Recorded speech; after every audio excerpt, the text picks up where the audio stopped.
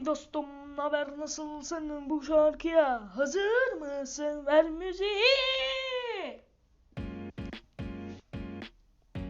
En son yatıyordum yatağımda. Bir de baktım ne göreyim, ringin ortasındaydım. Bir sonra bir müzik duyuldu. Baktım kapıya, bir de ne göreyim, buluttan geliyor.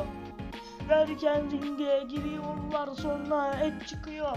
Tam spear çekecekken Roma müdahale ediyor. Usullar süper kick çekti, ortalık Adana'ya döndü abi.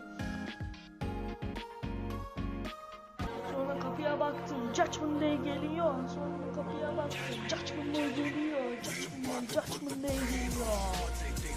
Dominik önde bıdı bıdı konuşuyor. Dominik geldi, siskondan çıktı. Bütün herkes serildi. Sonra bir şey duyuldu. Bu yaka